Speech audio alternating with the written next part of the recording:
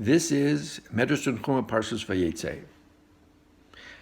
The Midrash focuses on an interesting piece of the non-aggression pact that Yaakov and Lavan made.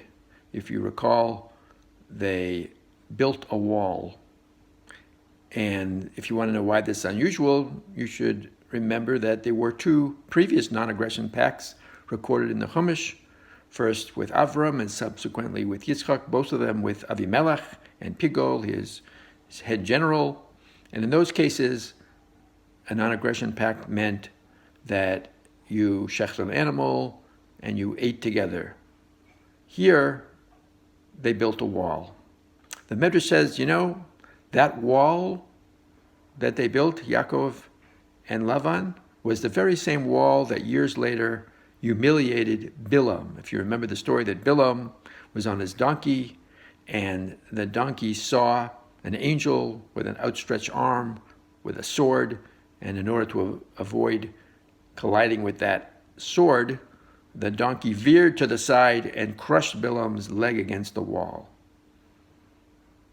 And so not only was that the very same wall, but the Midrash says that Lavan and Billam were the very same person. So what is the Midrash getting at? Let's go back and analyze who really was Lavan. If you remember in the Agada Shel Pesach, we said that it says, Lavan bikesh la'korat hakol. Lavan tried to destroy everything. In other words, Lavan tried to commit genocide against the Jewish people. After all, Bnei Yaakov was everyone, and he even told Yaakov that he intended to harm him, except for the fact that God had appeared to him in a dream. And of course, Billam is cut from the same cloth. He too tried to commit genocide, because what was Billam? He was a prophet given to the nations of the world, but he turned out to be a gun for hire. He turned out to be somebody who would curse nations for huge amounts of money, and so these nations would subsequently be destroyed in a war because they were cursed.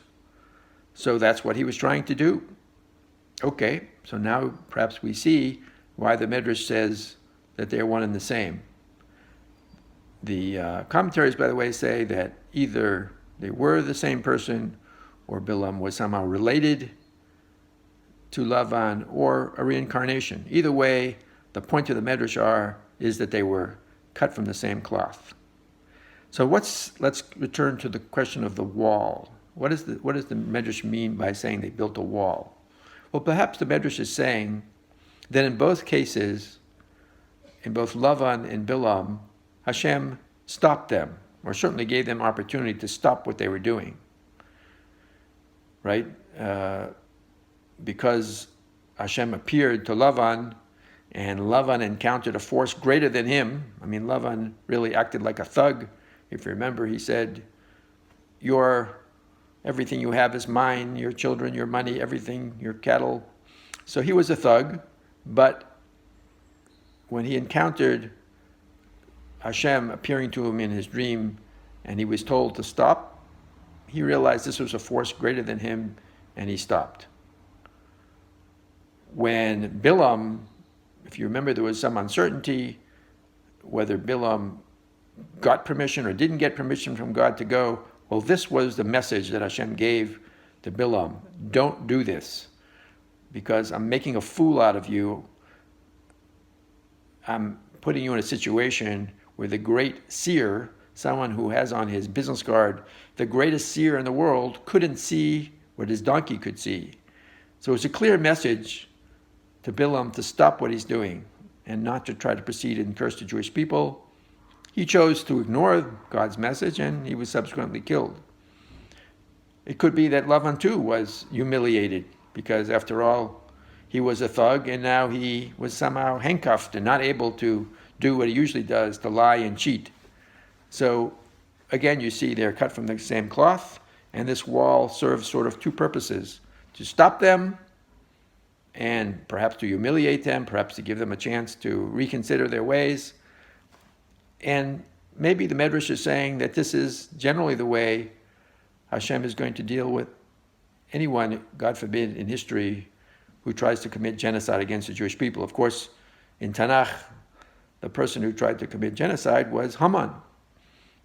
Was Haman humiliated? He certainly was, right? He had to, dress up Mordechai, his nemesis, and Mordechai was the head of a nation who Haman derided as someone not even worth your time, he said to the king about them. So you see that Haman, of course, was also stopped. He was hung, and that's how he was dealt with, someone else who tried to commit genocide.